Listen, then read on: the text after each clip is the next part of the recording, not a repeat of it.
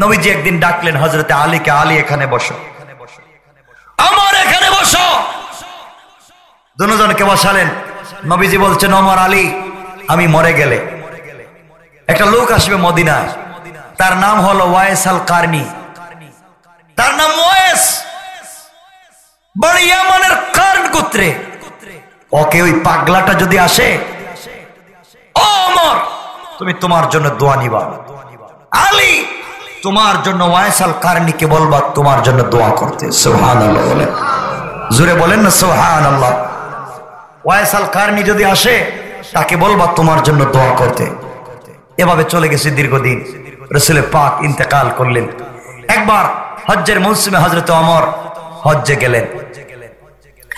হজ্জে যাওয়ার পরে হযরত ওমর বলতেন, শোনো, সমস্ত হাজী সাহেব যারা আছেন দাঁড়ান। গোটা হাজী যারা আছেন সকল দাঁড়িয়ে গেলেন। ওমর বললেন, সবাই বসে যান, শুধু ইয়ামানের মানুষ দাঁড়িয়ে থাকেন। ইয়ামানের মানুষ দাঁড়ালেন, সবাই বসে গেলেন। ওমর বললেন, ইয়ামানের মানুষ বসে যাও, শুধু কারন গোত্রের লোক দাঁড়াও। একটা লোক দাঁড়িয়ে গেল, শুধু একজন। তিনি বললেন, তোমার বাড়ি কই? ওমরের জবাবে লোকটা বলছে, আমার বাড়ি কারনে। ওমর বলছেন, তুমি কি ওয়াইস আল কারনিকে চিনো? যুবকটা বলছে, চিনি তো, আমার চাচাতো ভাই পাগল, আমার চাচাতো ভাই ও তো পাগল। ওমর বলছেন, ও পাগল না তুই পাগল, ওয়াইস আল কারনি পাগল না তুই পাগল, বল ওয়াইস কোথায় গেছে? আমার ও দেখছি এদিকে যাইতেছে, উটরা খালি করতে, এদিকে গেছে উট নিয়ে। হযরত ওমর আর হযরতে আলী চললেন ওয়াইস আল কারনির খোঁজে। কিছু দূর যাওয়ার পরে দেখেন একটা যুবক জীর্ণ শীর্ণ কাপড় নিয়ে নামাজ পড়তেছে মাঠে, আর কিছু উট রাস্তায় ময়দানে খাচ্ছে, কোথাও যাচ্ছে না, লোকটা নামাজ পড়তেছে। দুইজন লোক যাচ্ছেন দেখে ওয়াইস নামাজ সংক্ষেপ করে দিলেন। নামাজ যখন সংক্ষেপ করে দিলেন, ওমর জিজ্ঞাসা করলেন, তুমি কে? তিনি বলছেন, আমি তো মজদুর, আমি একজন রাখাল। ওমর বলছেন, তোমার নাম কি? যুবকটা বলছে, আনা আব্দুল্লাহ, আমি আল্লাহর গোলাম। ওমর বলছেন, বলো তোমার মা তোমার নাম কি রাখছে? লোকটা বলছে, দেখেন আমি আপনাদেরকে চিনি না, আপনারা আমার ইন্টারভিউ নিচ্ছেন কেন? আপনাদেরকে চিনি না, জানি না আপনারা কারা। আমি এখানে গরু রাখতেছি, উট রাখতেছি, আপনারা কারা? হযরত আলী দাঁড়িয়ে বললেন, যিনি তোমাকে প্রশ্ন করেছেন তিনি খলিফাতুল মুসলিমিন ওমর, আর আমি হচ্ছে হযরতে আলী। ওয়াইস আল কারনি কাঁদতেছেন, বলছেন, বেয়াদবি মাফ করবেন, আমি জীবনে ওমরকে দেখি নাই, এজন্য ভুল হয়ে গেছে। আলী, আপনাকেও দেখি নাই, আমাকে মাফ কইরা দিন, আপনাদের সঙ্গে বেয়াদবি হয়ে গেছে। হযরত ওমর দাঁড়াইয়া বলেন, ওয়াইস, তুমি মাফ চাইতে হবে না, তোমার দুইটা হাত উঠে আমাদের জন্য দোয়া করো। সুবহানাল্লাহ বললেন না? ওয়াইস, তুমি আমাদের জন্য দোয়া করো। ওয়াইস বলছেন, বেয়াদবি মাফ করবেন, আপনি খলিফাতুল মুসলিমিন ওমর, আর উনি হচ্ছেন প্রধান বিচারপতি, আমি আপনাদের জন্য দোয়া করব, বুঝতে পারলাম না। হযরত ওমর বলছেন, তুই জানিস না রে ওয়াইস, রাসূল পাক ইন্তেকালের আগে বলেছেন, আমরা যদি বেঁচে থাকা পর্যন্ত তোকে পাই, তোমার কাছ থেকে দোয়া নিতে, তোমার হাত উপরে উঠাইলে নাকি দোয়া কবুল হয়ে যায়। কেন জানি তুমি মায়ের খিদমত করেছো, তোমার উপর আল্লাহ তো সন্তুষ্ট হয়ে রাসূলকে জানাইয়া দিয়েছেন, ওয়াইস যদি হাত উঠায় আমি আল্লাহ তার হাতকে নামাইয়া দেই না, কবুল না করে। সুবহানাল্লাহ, জোরে আওয়াজ করে পড়েন। তুমি আমাদের জন্য দোয়া করো। দোয়া করলেন ওয়াইস। ওয়াইসের কথা বলি, এই ওয়াইস ইন্তেকাল করেছেন। ইন্তেকাল করার পরে সংক্ষেপ করে বলি, কিয়ামতের দিনে আল্লাহ বলবেন, ওয়াইস তুমি জান্নাতে যাও। সুবহানাল্লাহ তো আসতে বললেন। ওয়াইস তো জান্নাতে চলে যাচ্ছেন। জান্নাতের গেটে যাওয়ার পরে আল্লাহ বলছেন, ওয়াইস দাঁড়াও। ওয়াইস বলছেন, আল্লাহ তুমি আমারে জান্নাত দিলা, জান্নাতের গেটে আইনা আবার আমাকে দাঁড় করায় দিলা, ব্যাপারটা কি? আল্লাহ বলছেন, পিছন দিকে তাকাও। ওয়াইস আল কারনি পিছন দিকে তাকাইছেন, তাকায় দেখেন লক্ষ লক্ষ লক্ষ লক্ষ মানুষ দাঁড়ায় আছে। আল্লাহ, এগুলা কি? আল্লাহ বলছেন, ওয়াইস এগুলা ঈমানদার জাহান্নামী, ঈমানদার জাহান্নামী। আল্লাহ, তো আমি কি করব? আমারে কেন দাঁড় করাইছো? আমি একজন ছোট মানুষ, আমাকে জান্নাতে যাইতে দাও না। আল্লাহ বলছেন, ওয়াইস রে, তুই যে মায়ের খিদমত করতে আমি আল্লাহ তোর উপরে কত খুশি জানিস। এই কোটি কোটি মানুষকে একটাকেও মাফ দিচ্ছি না। ওয়াইস, তুমি তোমার শাহাদাত আঙ্গুলি এই মানুষের দিকে এইভাবে দাও, যার উপরে তোমার আঙ্গুলের ইশারা পড়বে কোটি কোটি মানুষকে তোমার ওসিলায় মাফ করে দিলাম, মাফ করে দিলাম। মায়ের খিদমতের দাম।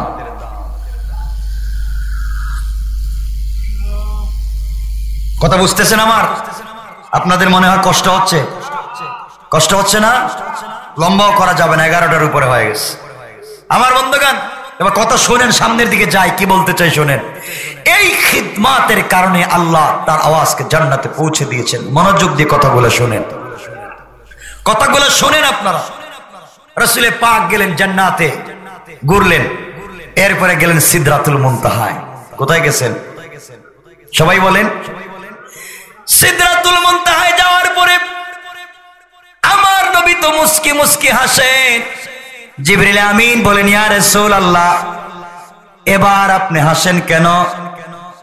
নবীজি বললেন, জিবরাইল রে, আমি এই জন্য হাসি, সিদরাতুল মুনতাহা এসে আমি দেখলাম আল্লাহ এত ডিজাইন করেছেন, আর এই সিদরাতুল মুনতাহায় যে বড়ই গাছ রয়েছে, প্রত্যেকটা বড়ই গাছের পাতার এক পার্শ্বে আল্লাহর নাম, অপর পার্শ্বে রয়েছে আমি নবীজির নাম।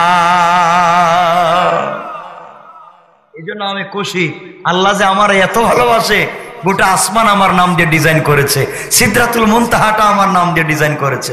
আল্লাহ এত ভালোবাসে আমি জানতাম না। হযরত জিবরিল আমিন রাসূল কিনে সিদরাতুল মুনতাহার একটা কর্নারে গেলেন, গিয়া বললেন, ইয়া রাসূলুল্লাহ, আপনি এখানে দাঁড়ান। কেন দাঁড়াবো? আমি গেলাম, আমাকে মাফ করে দেন। কেন? তোমাকে মাফ করে দিব কেন? আমাকে নিয়ে যাও না উপরে। ইয়া রাসূলুল্লাহ, আমি আর সামনে যেতে পারবো না, আর সামনে যাওয়ার আমার ক্ষমতা নাই, এখানেই আমার শেষ। এখন আমার পাসপোর্ট আছে, ভিসা আছে, রোডের পারমিট নাই, আমি সামনে যেতে পারবো না।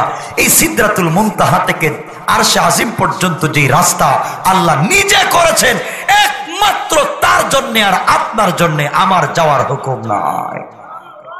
সুবহানাল্লাহ বলেন না? সুবহান। এই নবীজিকে ভালোবাসেন, জিন্দেগি কামিয়াব, জীবন লাইফ কামিয়াব হবে। এই নবীকে ভালোবাসতে পারবেন তো ইনশাআল্লাহ? সবাই বলেন না কেন? সবাই আওয়াজ করে বলেন, ভালোবাসতে পারবেন?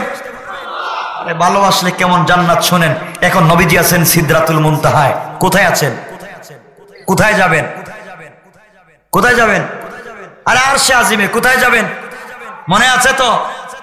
মনে থাকবে তো? আমরা এখানে রাখলাম, নবীজি এখানে আছেন, আরশে আজিমে যাবেন।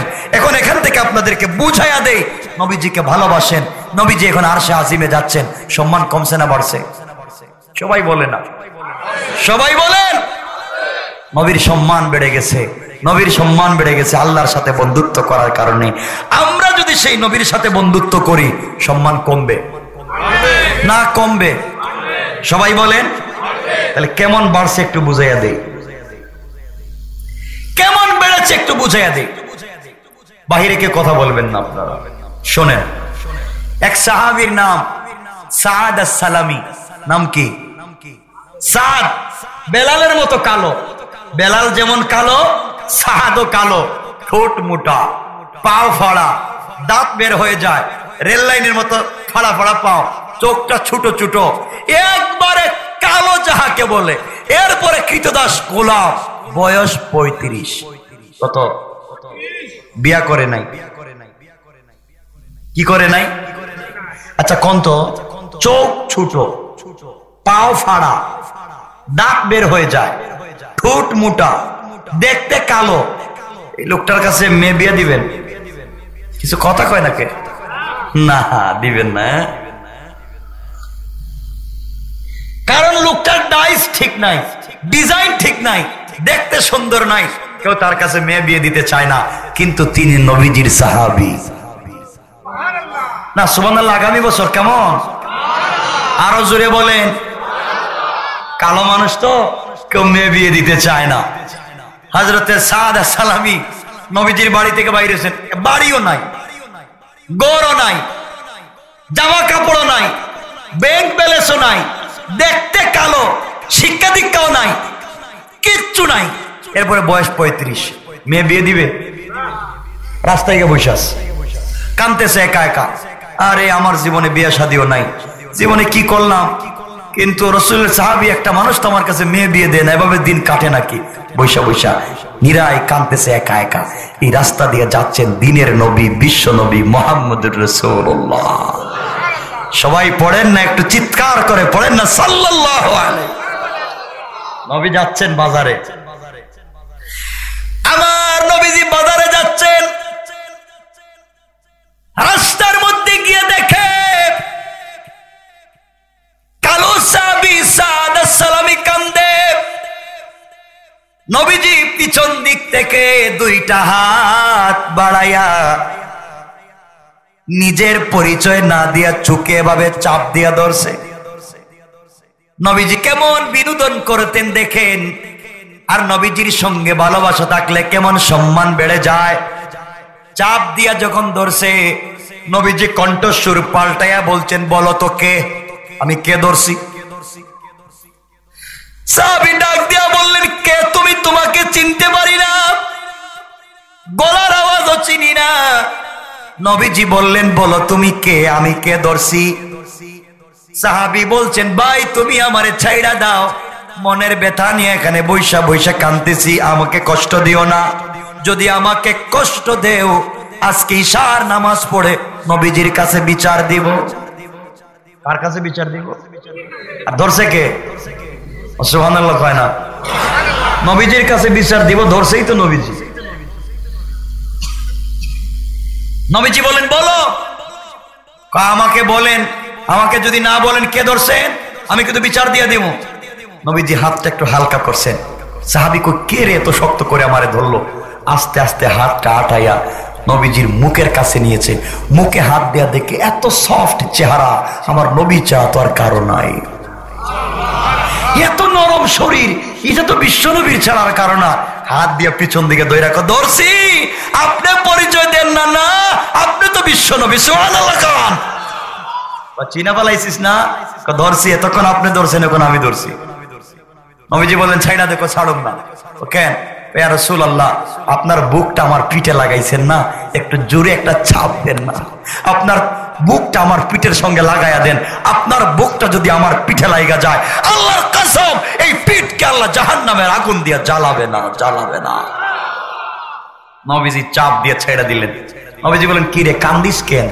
বাড়িতে যাস না? কওজুর, আমার কি বাড়ি আছে নাকি?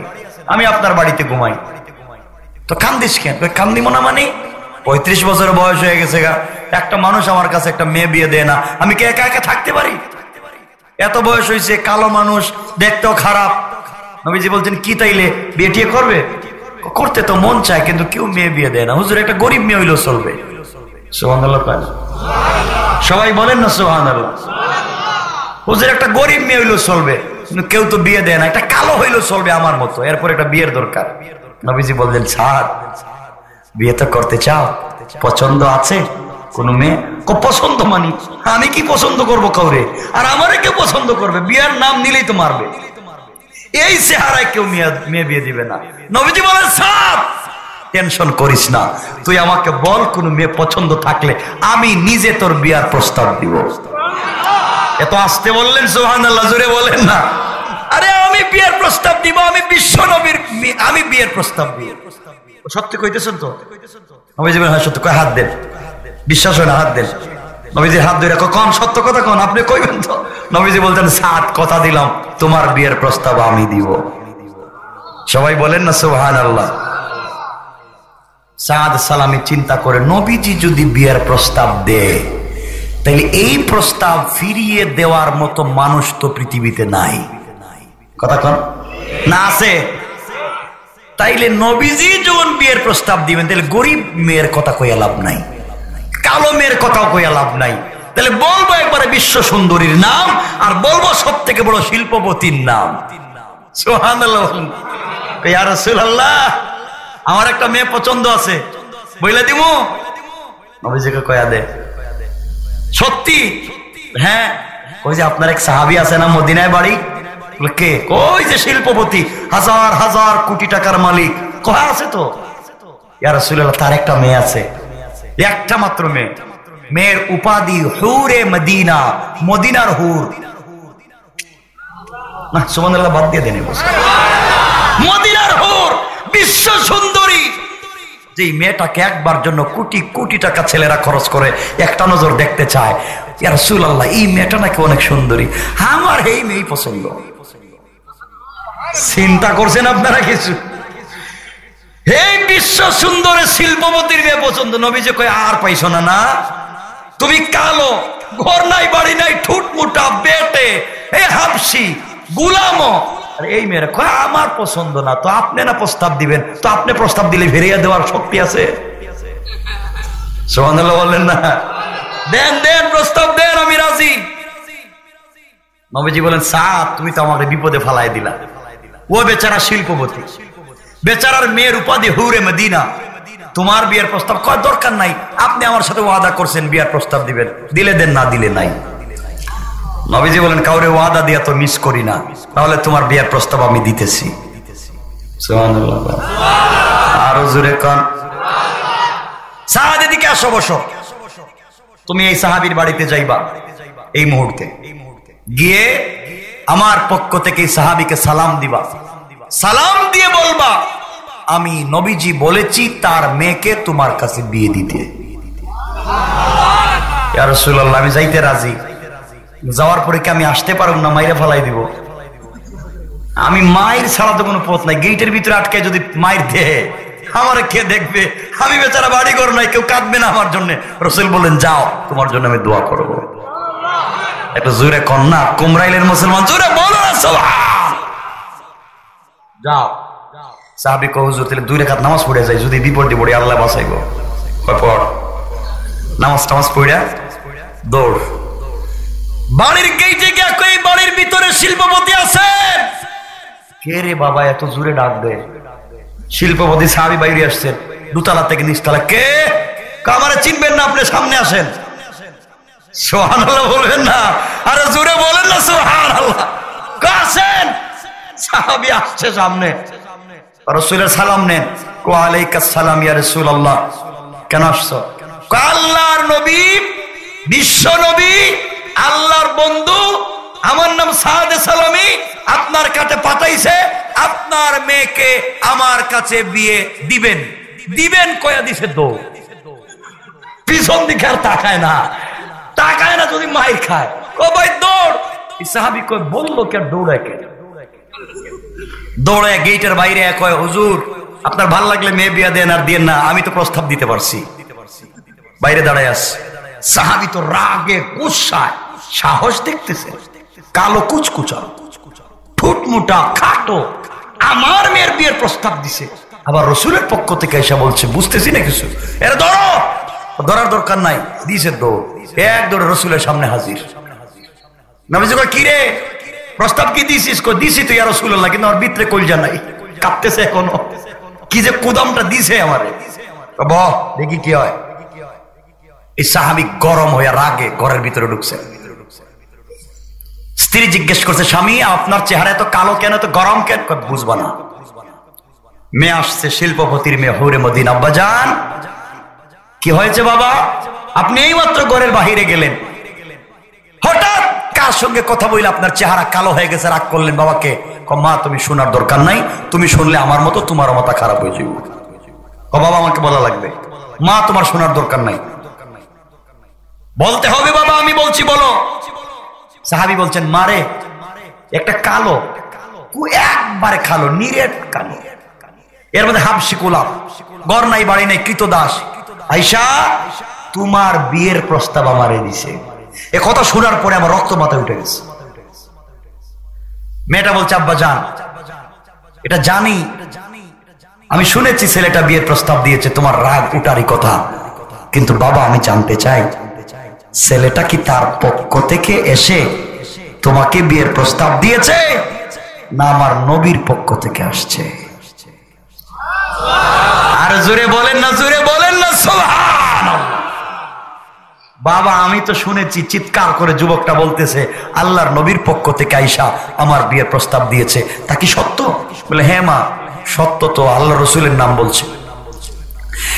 মেয়েটা বলছে আব্বা জান ছেলেটার বাড়ি আছে না ঘর আছে জানতে চাই না, কালো না দলো শুনতে চাই না, হাবশি গোলাম না মালিক তাও আমি জানতে চাই না। যেই লোকটাকে আমার নবী প্রস্তাব দিয়ে পাঠিয়ে দিয়েছেন, আমার বিশ্বাস এত সাহাবীদের মধ্যে আমার নবী এই ছেলেটাকে মন থেকে ভালোবাসে।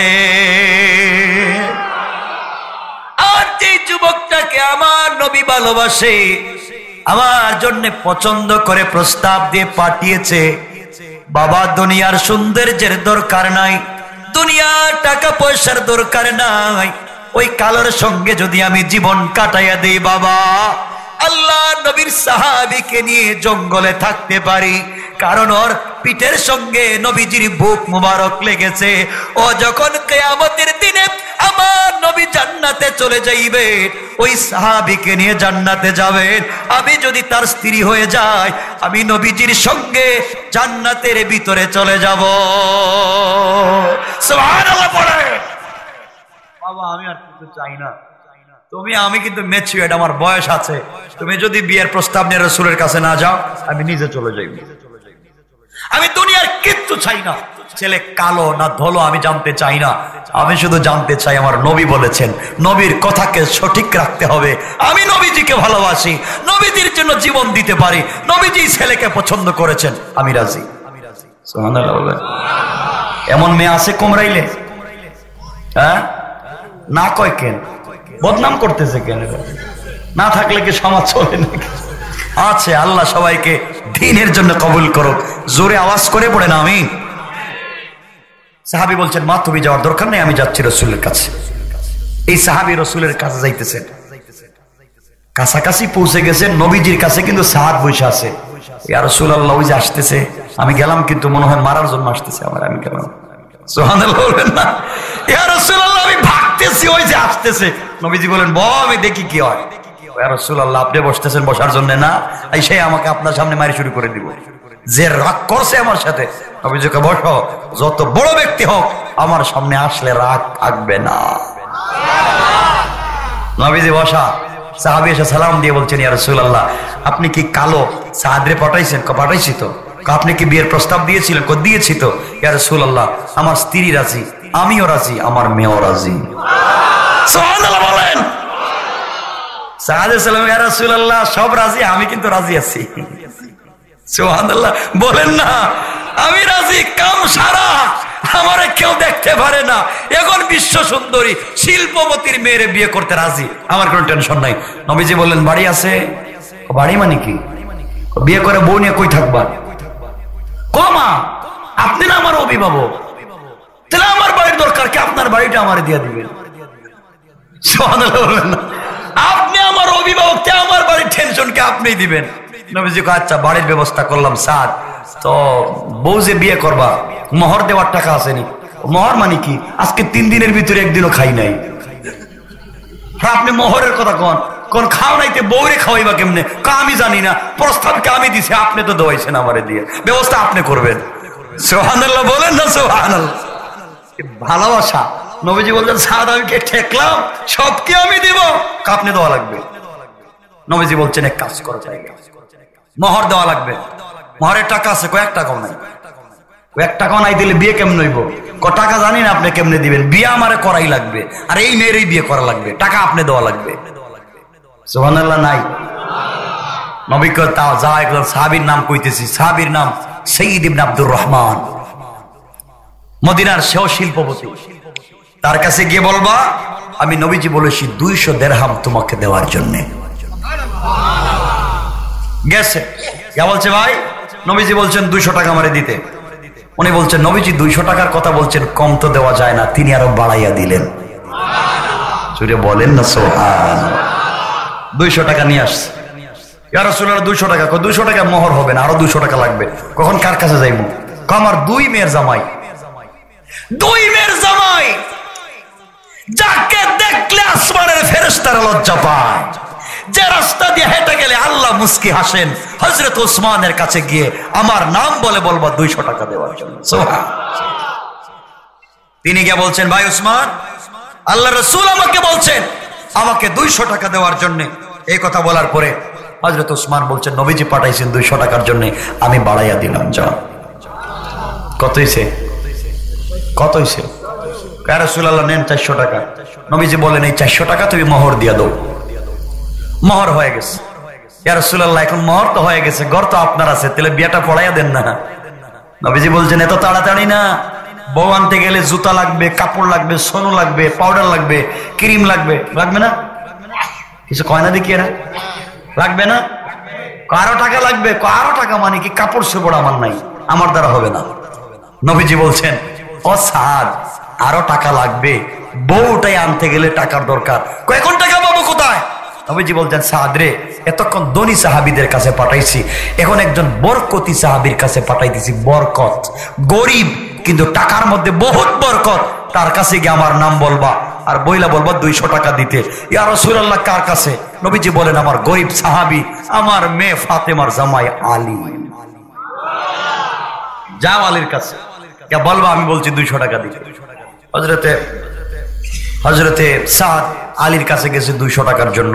কারণ আলী কেমন গরিব এই কথা তো বললে রাত্র শেষ হয়ে যাইব, বলার দরকার নেই, এজন্য সামনের দিকে আর লম্বা করা যাবে না ভাই।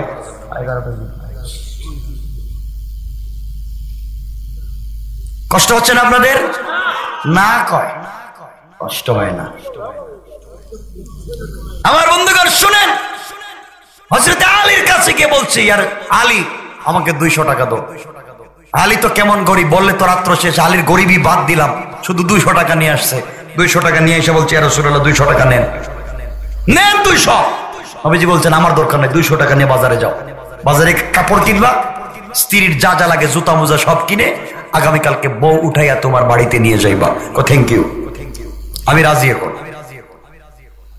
আল্লাহ নবীর প্রিয় সাহাবী হযরতে সাদ আস-সালামি বাজারে গিয়েছেন, 200 টাকা নিয়ে কাপড় ক্রয় করবেন, স্ত্রীকে উঠাই আনবেন। এমন সময় সাদ শুনে বাজারের ভিতরে কে বলতেছে, কে আছো? মদিনার বাজারের ভিতরে আশিকে রাসূল। কে আছো মদিনার বাজারের ভিতরে আশিকে রাসূল? দাঁড়ায়া যাও। আল্লাহর নবীর সঙ্গে কাফেরদের যুদ্ধ শুরু হয়ে গেছে। জিহাদের ময়দানে নবীজি রক্তাক্ত হয়ে গেছেন। কে আছো রে? জিহাদে চলে যাও, নবীজির পক্ষে অস্ত্র ধরো। এই কালো সাহাবী সাদ আস-সালামি স্ত্রী উঠে আনার জন্য 200 টাকা নিয়ে বাজারে গিয়েছিল কাপড় ক্রয় করতে। সাদ চিন্তায় পড়ে গেছেন, কে রে? বাজারে ডাকতেছে আশিক রাসূল থাকলে জিহাদে যাওয়ার জন্য। আমি যদি এখন কাপড় ক্রয় করি, স্ত্রীকে উঠে আনতে পারবো, আনন্দ উল্লাস করতে পারবো, আমি আনন্দ করব স্ত্রীকে নিয়ে। এদিকে জিহাদের ময়দানে আমার নবীর রক্ত ঝরবে, আমি আশিক রাসূল হতে পারবো না। কিয়ামতের দিনে আল্লাহর সামনে দাঁড়াতে পারবো না। না রে না, আমার বিয়ে করার দরকার নাই, এমন বিয়ের দরকার নাই, এমন আনন্দের দরকার নাই যে আনন্দ আমার নবীর জন্য রক্ত ঝরে শরীরে হতে পারে না। কেমন ভালোবাসা নবীজির জন্য তাদের দেখে। ওই সাহাবী 200 টাকা দিয়ে আর কাপড় ক্রয় করলেন না। আমি আশিক রাসূল হতে চাই, নবীজিকে ভালোবাসতে চাই, কিয়ামতের দিনে নবীজির সঙ্গে জান্নাতে যেতে চাই। বাজারে গিয়ে 100 টাকা দিয়ে একটা গুড়া ক্রয় করলেন, 50 টাকা দিয়ে একটা কাপড় ক্রয় করলেন, বুরকার কাপড় কালো, আর 50 টাকা দিয়ে একটা তরবারি ক্রয় করলেন।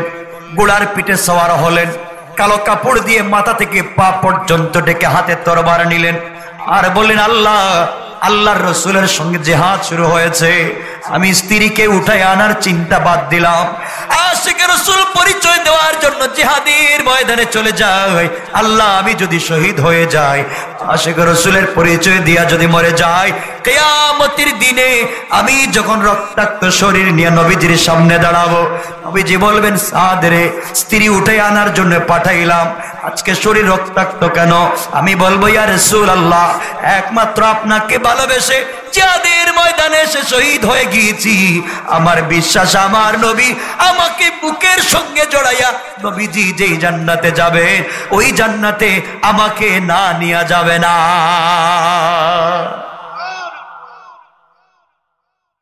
আমার বন্ধুগণ, সাদ সালামি ঘোড়ার পিঠে সওয়ার হয়ে জিহাদের ময়দানে ঢুকে গেলেন, কাফেরদের মোকাবেলা করেন। রাসূলের চোখ পড়ে গেল, কি রে, বুরকা পরে একটা লোক জিহাদ করে মুসলমানদের পক্ষে কাফেরের বিপক্ষে। আমার কোন সাহাবী তো বুরকা পরার কথা না, আল্লাহর কোন ফেরেশতা হলে গোপনে গোপনে জিহাদ করার কথা না। সে কে? কাফেরদের বিরুদ্ধে যুদ্ধ করে, কাফেরদেরকে কচু কাটা করে আমি চিনি না। এইভাবে তিনি যখন যুদ্ধ করে যায়, হঠাৎ করে হাত লম্বা করে তরবারি চালায়। আমার নবী ডাক দিয়ে বলেন, সাহাবীরা রে, ওইটা তো আমার সাহাবী সাদ সালামির কালো হাত দেখা যায়, যাকে আমি বউ উঠাই আনার জন্য টাকা দিয়ে পাঠাইছি। হাতটা তো দেখা যায় বড় কালো, কালো হাত আমার সাদের হাত ছাড়া কারো হাত না। ও কেমনে জিহাদে আসলো? কে রে? জিহাদ শেষ হয়ে গেল, খুঁজে দেখো সাদ আসেনি। লম্বা ঘটনা বন্ধুগণ। যুদ্ধ যখন শেষ হয়ে গেল, মুসলমান কারা শহীদ হয়েছেন, কারা আহত হয়েছেন, সবার যখন খবর নেওয়া হচ্ছে, দুইজন সাহাবী দৌড়াইয়া গিয়া দেখে বুরকায় আবৃত করা একটা লোকের শরীর থেকে রক্ত ঝরতেছে, মুখ থেকে কাপড় সরাইয়া দেওয়া হয়েছে। তাকায়া দেখা যায় নবীজির সাহাবী সাদ কাপড়টা খুইলা দুইজন উঠাইয়া নবীজির সামনে হাজির করছে। মাথা থেকে রক্ত জোরে, পা থেকে রক্ত জোরে, টান দিয়ে কথা বলতে পারে না। নবীজি তার কপালে চুম্বন করে বলছেন, সাদ রে, তোকে না স্ত্রী উঠে আনার জন্য পাঠাইলাম, তুই কেমনে জিহাদের ময়দানে আসলে, কেমনে শহীদের জন্য আজ এত রক্ত চলে যায়? সাদ ডেকে ডেকে বলেন, ইয়া রাসূলুল্লাহ, কথা টান দিয়া বলতে পারি না, আমার গলা আটকে যায়। ওগো পয়গম্বর, আমি বাজারে গিয়েছিলাম, কাপড় ক্রয় করার জন্য গিয়েছিলাম, কে যেন ঘোষণা করেছে আপনি নাকি রক্তাক্ত হয়ে যাচ্ছেন জিহাদের ময়দানে। আমি এমন আশিক রাসূল না, স্ত্রীকে নিয়ে আনন্দ করব, আপনি জিহাদের ময়দানে রক্তাক্ত থাকবেন। আল্লাহর পয়গম্বর 100 টাকা দিয়ে গুড়া ক্রয় করেছি, 50 টাকা দিয়ে তরবারি ক্রয় করেছি, 50 টাকা দিয়া কাপড় ক্রয় করে জিহাদের ময়দানে এসেছি। নবীজি বললেন, সব ঠিক আছে, মানলাম, বুরকার কাপড় পরেছো কেন? কালো কাপড় পরে জিহাদের ময়দানে আসছো কেন? সাদ কান্দে আর বলে, ইয়া রাসূলুল্লাহ, আমি যদি স্বাভাবিকভাবে আসি, মনে করেছি আপনি আমাকে জিহাদ করতে দিবেন না, আমাকে বলবেন আগে বাড়িতে যা, বউ উঠাইয়া নিয়ে যা, আমাকে আপনি তাড়াইয়া দিবেন, বাড়িতে পাঠাইয়া দিবেন, আশিক রাসূল হতে পারবো না, আল্লাহর সামনে আশিক রাসূল হিসেবে দাঁড়াতে পারবো না। আপনি যেন চিনতে না পারেন, এই জন্য বুরকার কাপড় লাগাইয়া জিহাদের ময়দানে হাজির হয়ে গেছে। কোন সুবহানাল্লাহ। এবার নবীজি বললেন, সাদ রে, এখন তো তুমি শহীদ হয়ে যাইবা, নির্ঘাত তুমি বাঁচবা না। সাদ বলেন, ইয়া রাসূলুল্লাহ, মরে তো যাব জানি, কিন্তু আপনার কাছ থেকে একটা খবর নিতে চাই। আপনি না আমার বিয়ে পড়াইয়া দিয়েছিলেন, পয়গম্বরে আরবি শুধুমাত্র কেবলমাত্র আপনার প্রেমে পাগল হয়ে জিহাদের ময়দানে এসে শহীদ হয়ে যাচ্ছি। আল্লাহর পয়গম্বর বলেন না, হাতটা বাড়াইয়া দেন, একবার বলেন না, যে নবীর জন্য দুনিয়ায় জীবন দিলাম, কিয়ামতের দিনে কি আমি আপনাকে পাবো? আপনাকে আমাকে হাউজে কাউসারের পানি পান করাবেন, আপনি কি আমাকে জান্নাতে নিয়ে যাবেন? নবীজি জড়াইয়া ধরলেন আর বলেন, সাদ রে, চিন্তা করিস না, চিন্তা করিস না, আমি বিশ্ব নবী কথা দিলাম, কিয়ামতের দিনে আল্লাহ হিসাবের পরে আমাকে যেই জান্নাতে দিবে রে সাদ, তোমার মতো পাগলা সাহাবীকে আমার সঙ্গে নিয়ে যাব। আমার বন্ধুগণ, সাদ এবার বলতেছেন, ইয়া রাসূলুল্লাহ, আমি যদি শহীদ হয়ে যাই, আমি আর কিছুই জানতে চাই না। জানাজার নামাজ আবু বকরকে দিয়ে পড়াইয়েন না, ওমরকে দিয়ে পড়াইয়েন না, কোন বড় সাহাবীকে দিয়ে জানাজার নামাজটা পড়াইয়েন না। আপনি কি আমার জানাজার নামাজটা পড়াইবেন? আপনি কি আমার লাশের সামনে দাঁড়াবেন? আল্লাহর পয়গম্বর আপনি দাঁড়াইয়া এক ফোঁটা চোখের পানি যদি ছেড়ে দেন, আমি তো জান্নাতি হয়ে যাব। নবীজিকে ডাক দিয়ে বলছেন, পয়গম্বরে আরবি, আমার নাকে জান্নাতের ঘ্রাণ পাচ্ছি, মনে হয় বাঁচবো না। নবীজি হাত দিয়া বললেন, সাদ, কথা দিলাম, তোমার জানাজার ইমামতি আমি করব, শুধু ওই জায়গায় তোমাকে শেষ করে দিব তা না, আমি নবীজি তোমাকে কুলে করে কবরে শোয়াইয়া দেওয়ার জিম্মাদার।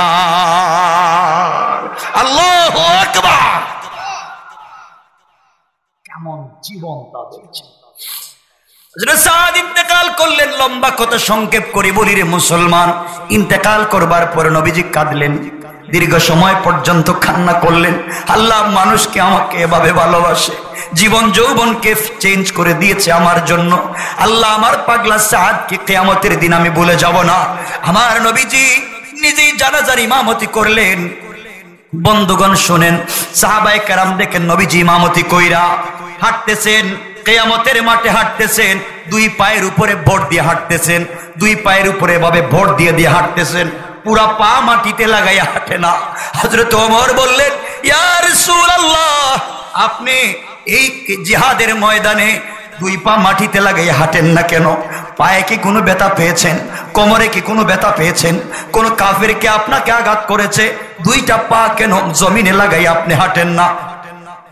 আমার নবী ওমরকে ডেকে বলছেন, ওমর তুই জানিস না, তুই দেখিস না, তুই বুঝবে না, আমার সাদের উপরে আমার আল্লাহ খুশি হইয়া আসমান থেকে তার জানাজার নামাজের জন্য লক্ষ লক্ষ রহমতের ফেরেশতা জমিনে পাঠাইয়া দিয়েছে।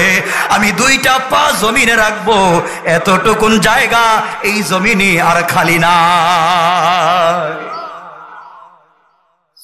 আমার বন্ধুগণ, বিশ্ব নবী হযরতে সাদকে কুলে করে কবরে শোয়ালেন, আর আল্লাহকে বলেন, আল্লাহ সাদ তো এতক্ষণ ছিল আমার জিম্মাদারিতে, এখন তোমার হাওয়ালা করে দিলাম। হযরত ওমর, আবু বকর কবরের উপরে কান্না করে বলে, সাদ রে, তুই হাবশি গোলাম হতে পারিস, কৃতদাস হতে পারিস, দুনিয়ায় তোর কোনো সম্মান না থাকতে পারে, আজকে তোর লাশ না হইয়া যদি আমার লাশ হইতো, কিন্তু আমাদের লাশকে তো নবীজি কুলে করে উঠাবেন না, তোর লাশকে যেই নবী কুলে করে উঠাইয়া কবরে রাখছে, তোর কপাল তো ভালো রে ভালো। আল্লাহ জানায়া দিলেন, বন্ধুরে, তোমার আর কান্না করা লাগবে না, তোমার জিম্মাদারিতে আমার জিম্মাদারিতে পৌঁছায়া দিয়েছো। কিয়ামতের দিন ওই সাদকে আমি তোমার সঙ্গে পরিচয় করাইয়া দিব। জিন্দেগি তারা গঠন করেছেন নবীজিকে ভালোবেসে। আমার বন্ধুগণ, এই ভালোবাসা আমরা কি পারবো? কথা বলেন না, পারবো কি পারবো না? পারবো। আমার বন্ধুগণ, এভাবে যদি আমরাও ভালোবাসতে পারি, আর রাসূল তো আমাদেরকে ভালোবাসাই দিয়েছেন, যেই নবী আমাদেরকে ভালোবাসেন, যেই নবীকে আমরা ভালোবাসি, এই নবীজি এখন আছেন কই? কথা কয় না, কয় মদিনায়। এতক্ষণ কি ওয়াজ করলাম, কই নবীজিরে না সিদরাতুল মুনতাহা রাখছিলাম? ভুলে গেছে কেমন এরা? নবীজি কোথায়? সিদরাতুল মুনতাহা রাখছিলাম না? নবীজি আরশে আজিমে যাওয়ার কথা না? এখন আছেন কোথায়? সিদরাতুল মুনতাহা থাকুক, আরশে আজিমে যাওয়ার দরকার নেই। ঠিক আছে না? আজকে আর দরকার নেই, এখানে বসে থাকুক। আমরা আর যদি কোনোদিন সময় পাই, এরপর আমরা সিদরাতুল মুনতাহা নিয়ে যাবো, এরপর আল্লাহর সঙ্গে দেখা করাইয়া দিব, আল্লাহর সঙ্গে কিছু কথা বলাইয়া দিব। কি কথা হবে আমার আর আপনার সম্পর্কে আরেকদিন বলে দিব। আজকে থাকে ভারত হয়ে যেতেছে ভাই, মরে যাই মুখে আমি না। আরে না, করোনা কিছু হবে না ইনশাআল্লাহ। কষ্ট হচ্ছে না আপনাদের? একটু হাত উঠে দেখান কার কার কষ্ট হচ্ছে। ওরে আরো হইতেছে, দেখা যায় বেশি।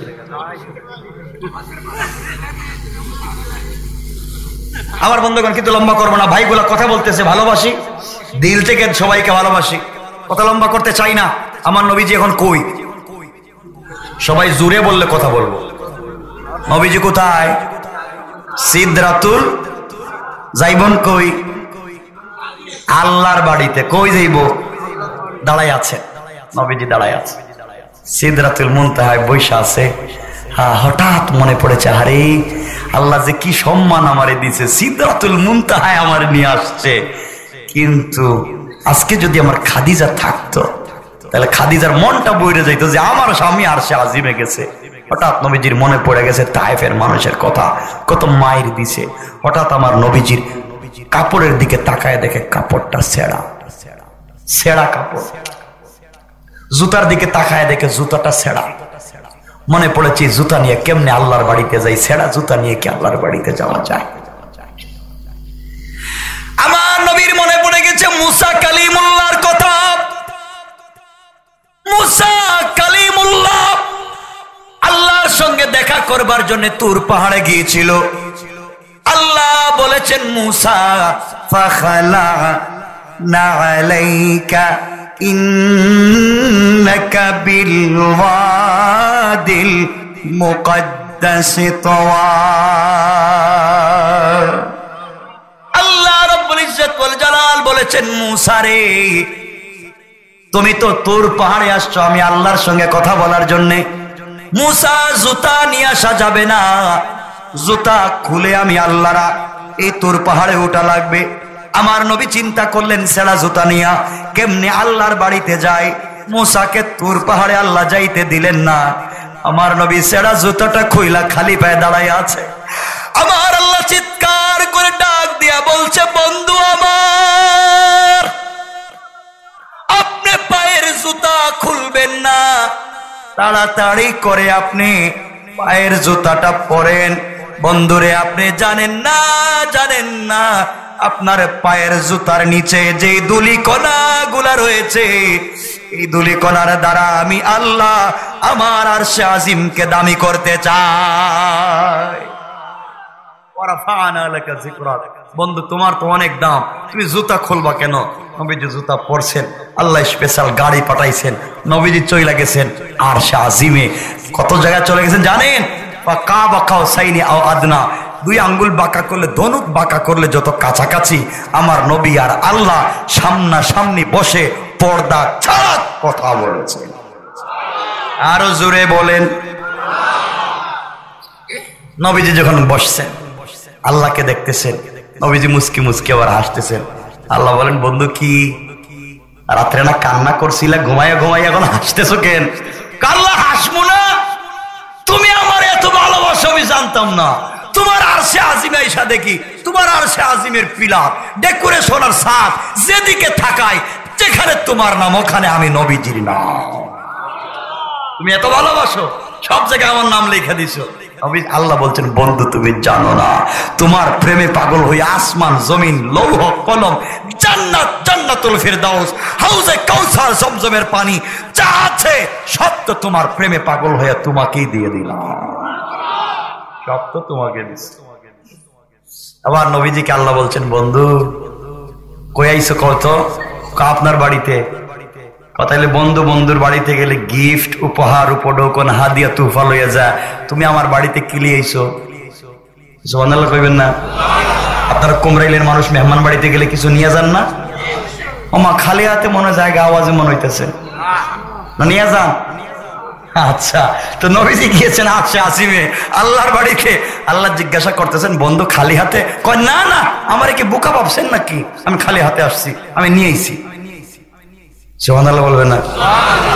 আল্লাহ বলেন, কি নিয়ে আইছো? দেও দেও দেও। আমার নবীজি বলছেন, আত্তাহিয়াতু লিল্লাহি ওয়াস সালাওয়াতু ওয়াত তাইয়্যিবাত। আল্লাহ যত সালাত, যত পবিত্রতা সব তোমাকে হাদিয়া দিলাম। আল্লাহ খুশি হয়ে গেছেন। আল্লাহ খুশি হয়ে বললেন, আসসালামু আলাইকা আইয়ুহান নবিয়্যু। আমার নবীজিকে আল্লাহ সালাম দিছেন না? সুবহানাল্লাহ। নবীজিকে যখন আল্লাহ নিজে সালাম দিছেন, নবীজি সালামের জবাবও দেয় না, মাথাও উঠায় না, এভাবে বসে আছে। আল্লাহ বলছেন, কি বাড়ি থেকে ঘুম থেকে উঠে নিয়ে আইলাম, আরশে আজিমে আনলাম, কত কিছু দেখাইলাম, আমি সালাম দিলাম, সালামের জবাবও দেও না, মাথা উঠাও না, কি হয়েছে? আমার নবীজি বলছেন, আল্লাহ তোমার বাড়িতে আসছি ঠিকই, তুমি আমাকে সালাম দিয়েছো, সব ঠিক আছে, সব ঠিক, কিন্তু আল্লাহ তুমি একবারও আমার গুনাহগার উম্মতের কথা জিজ্ঞাসা করলা না। আল্লাহ তুমি আমার উম্মতের কথা জিজ্ঞাসা না, তোমার সালামের উত্তর দিতাম না। আল্লাহ তো কষ্ট পেয়ে গেছে, আরে তুমি উম্মতকে এত ভালোবাসো। আল্লাহ বলছেন, বন্ধু সালাম দিলাম, আসসালামু আলাইনা ওয়া আলা ইবাদিল্লাহিস সালিহিন। বন্ধু কিয়ামত পর্যন্ত তোমার যত উম্মত আসবে সবাইকে সালাম। আর জোরে কন্যা চিন্তা করছে কেমন বন্ধু আমার নবী আরশে আজিমে গিয়ে তোমাকে ভুলে যায় নাই। নবীজিকে আল্লাহ তোমার সালাম মানি না, ওকে তোমার সালাম দিলাম, উম্মতের সালাম দিলাম, মানো না? কর মানবো কেমনে? তুমি আমার সরাসরি সালাম দিলা, আর আমার উম্মত হেই বোয়ালমারির কুমরাইলে বসে বসে ওয়াজ শুনতেছে, তুমি তাদেরকে কই সালাম দিলা? তারা তো তোমার সালাম শুনে নাই, দেখে নাই, আমি সরাসরি সালাম দিতে হইব। সুবহানাল্লাহ কয় না? তুমি আমারে যেভাবে সরাসরি দিছো আমার উম্মতরে দেওয়া লাগবে। আল্লাহ আমি কি বাইরে বাড়ি গিয়ে সালাম দিব নাকি? আমি জানি না কেমনে দিবেন, আমি মানি না আমার উম্মতরে সরাসরি সালাম দেওয়া লাগবে, এই সালামে মানি না। আর সে আজিমে দিছো, আমি শুনছি, উম্মত তো শুনে নাই। সুবহানাল্লাহ। কেমন নবী পাইছেন বুঝলেন না? আল্লাহকে বন্ধু তাইলে কেমনে সালাম দিব? জানি না, আপনি দেন, এরপর আমি জবাব দিব। আল্লাহ বললেন বন্ধু তাহলে শুনো, তোমার কথা রাখলাম। তোমার উম্মতেরা যেই দিন জান্নাতে যাবে, দারুস সালামে আসবে, হিসাব নিকাশের পরে ওই দিন তোমার উম্মতদেরকে বসবার জন্য জান্নাতে আমি একটা চেয়ার দিব। এই চেয়ার হীরা জবরদস্ত ইয়াকুত পাথর দিয়ে তৈরি করে, এক একটা চেয়ার জমিন থেকে আকাশ পর্যন্ত উঁচা। এই চেয়ারে তোমার উম্মতেরা বসে থাকবে, আর আমি আল্লাহ ওই সময় জান্নাতের পর্দা সরাইয়া তোমার উম্মত থাকবে বসা, আর আমি আল্লাহ দাঁড়াইয়া দাঁড়াইয়া তোমার উম্মতকে সালাম দিব। কোন সুবহানাল্লাহ। আমরা বুঝছি সালাম দিবেন, কিন্তু আমি কেমনে? প্রমাণ কি? সুবহানাল্লাহ কইবেন না? প্রমাণ দেন, প্রমাণ। আমার আল্লাহ এবার প্রমাণ দিতে কোরআনের আয়াত নাজিল করে বললেন, তাহিয়াতুহুম ইয়াওমা ইয়ালকানাহু সালাম। আল্লাহ রাব্বুল ইজ্জত ওয়াল জালাল বললেন, গোলামেরা তোমাদেরকে হিসাবের পরে যেদিন জান্নাতে ঢোকায় দিব দারুস সালামে, ওই দিন তোমরা থাকবে বসা, আমি থাকবো দাঁড়ানো, আর আমি আল্লাহ দাঁড়াইয়া তোমাদেরকে সালাম দিব। কোন সুবহানাল্লাহ। এবার হইছে আমার উম্মতরে সরাসরি দেওয়া লাগবে। দেখছেন কেমন নবী? কথাবার্তা হচ্ছে, কষ্ট হচ্ছে আপনাদের? কথাবার্তা হচ্ছে। আল্লাহ বলতেছেন বন্ধু আর কিছু খাদিজা ফাতেমার জন্য কিছু নিবা? কয় না। আলীর জন্য কিছু নিবা? কয় না। তাহলে কার জন্য? আল্লাহ কিছু দিলে আমার উম্মতরে দাও, কিছু দিলে আমার উম্মত সুম্মত ছাড়া আর কিছু নাই। তো এই জায়গায় কত জিনিস আছে। কি দিছেন আল্লাহ জানেন? বলছেন বন্ধু তোমার আর আমার মধ্যে পার্সোনাল সম্পর্ক হবে, কন্টাক্ট হবে তোমার আর আমার মধ্যে, কেউ জানবে না। এই টেক্সট কি? আল্লাহ হামিম ইয়াসিন তাহা কাফা ইয়া ইনসাফ, তুমি বুঝবে আর আমি বুঝবো, কেউ বুঝবে না। আল্লাহু আকবার বলেন। কেউ বুঝবে না। এভাবে হবে না, কিছু বুঝাও লাগবে। আল্লাহ বলেন বন্ধু তাহলে কি চাও? আল্লাহ আমার একটা দোয়া শিখাও। দোয়া এমন একটা দোয়া শিক্ষা দিবা যে দোয়া দুনিয়ায় গিয়ে করলে আমার একটা উম্মতের তুমি জাহান্নামে নিতে পারবা না। চিন্তা করেন এক নবীর কথা। আমার তো আশ্চর্য লাগে নবীকে কেমনে ভুলে যাও। আমি আগে শুরুতে বলেছিলাম আজকে এক বন্ধুর কথা বলবো, যে বন্ধু তোমাকে কোনোদিন ভুলে যায় নাই। দেখো তোমার বন্ধু দুনিয়ায় ভুলে না, আর সে আসিমে গিয়েও ভুলে যায় নাই। আরে এমন একজন বন্ধু কবরে রাখবার করে চলে আসলাম, নবীজিকে যখন ইন্তেকাল করলেন কবরে রাখা হয়েছে, শোয়ে দেওয়া হয়েছে। হযরত আলী বলেন নবীজিকে আর জিন্দেগিতে দেখবো না। জীবনের শেষবার নবীজির রওজায় গিয়া কবরে ডুইকা নবীজির কপালে একটা চুম্বন করি। হযরত আলী কবরে ঢুকলেন, নবীজির মুখ থেকে কাপড় মুবারক সরালেন, সরাইয়া দেখে কবরের ভিতরে নবীজির ঠোঁট মুবারক নড়তেছে। আলী তার কানটা নবীজির ঠোঁটের কাছে নিয়েছে, শুনে আমার নবী কবরে শুয়ে বলতেছেন আল্লাহুম্মা উম্মতি, আল্লাহুম্মা উম্মতি, আল্লাহুম্মা উম্মতি। আল্লাহ আমি তো কবরে, আমার উম্মতের কি হবে? এমন বন্ধু, বন্ধুর কথা শোনো আমার বন্ধুগণ। আল্লাহ রাসূল আরশে আজিমে আল্লাহ বলছেন বন্ধু দোয়া শিখামু? কয়েকটা দোয়া শিখাও না, আমার উম্মতের জন্য দোয়া করে দেব। আল্লাহ কয় যাও একটা দোয়া শিখাইলাম, নেও, এই দোয়া করলে তোমার একটা উম্মত জাহান্নামে যাবে না। নবীজি দোয়া নিয়া আল্লাহর কয় আপনি কি আমার বোকা পাইছেন? ওকে কিসে? কই এই দোয়া কিন্তু আমি দুনিয়ায় করব না। কেন? সকল নবীদের কথা এক একটা দোয়া শিখাইছি, এরা তো দুনিয়ায় উম্মতের জন্য দোয়া করছে, তুমি বলছো করবা না, ব্যাপারটা কি? কি মনে করছেন বোকা আমি? দুনিয়া দোয়া করব না, আজকে গিয়ে দুনিয়া দোয়া করব। আমার মরার হাজার হাজার বছর পরে আমার উম্মতেরা কুমরাইলে আইসা ওয়া শুনবে বৈশা বৈশা, হেরা আমার দোয়ার ভিতরে কেমনে ঢুকবে? আমি দোয়া করব না, দোয়াকে রিজার্ভ রাইখা দিব। কিয়ামতের দিনে জাহান্নামের গেইটে দাঁড়ায়া আমি তোমার এই দোয়া করব, আমার তোমার জাতে পাকের কসম, এই দোয়া করার পরে আমার একটা উম্মতকে জাহান্নামে দিতে পারবা না, পারবা না, পারবা। দোয়া করব জাহান্নামের গেইটে। তুমি একটা উম্মতকে জাহান্নামে দিতে পারবা না। আল্লাহ বলে, বন্ধু তুমি বড় উম্মতের চালাক। আমার বন্ধুগণ আসুন, এই আল্লাহর সঙ্গে আমার নবীর কথা হচ্ছে, লম্বা কথা চলতেছে, আরো অনেক গুরুত্বপূর্ণ কথা আছে, কথা চলতে থাকো, আমাদের আলোচনা এখানে থাকো, কথা শুনে না আর বাড়াবেন, এখানে থাকো। আরে একটা মানুষের ছেলে নাই, মেয়ে নাই, মা নাই, বাবা নাই, দাদা নাই, চাচা নাই, বউ নাই, এত কষ্ট করার পরে আরশে আজিমে গেছেন, তায়েফের মানুষ মারছে, একটু কথাবার্তা আল্লাহর সাথে বলুক, এরপরে নামাই আন মনে থাকুক। আজকে বহুত কথা কইছে, থাকুক, থাকেন, আপনি এখানে থাকেন, আমরা ইনশাল্লাহ আগামীতে আপনার নামাইয়া আবার আইনে কুমরাইলি নিয়ে আসবো, ঠিক আছে? ভাই ভাই ভাই অনেক দূরে যাবো কিন্তু, শোনেন শোনেন না, কথা কয়টা হয়েছে দেখছেন? 12টা। সন্ধ্যা হয়েছে, আরে আল্লাহ, শোনেন শোনেন শোনেন, আরে আজকে এখানে থাকো, আমি কথা দিলাম, এই যে ভাইগুলো, এই যে ভাইগুলো, এই সবগুলোর আমি দিল থেকে ভালোবাসি। শোনেন, দিল থেকে ভালোবাসি, ভালোবাসাটাকে রাখেন, আপনারা রাখেন, রাখবেন না? রাখেন, আবার আসবো, দাওয়াত না দিলে আসবো না, দাওয়াত না দিলে এসে যাবো, আর কি কইতাম, কম থাকুক এখানে।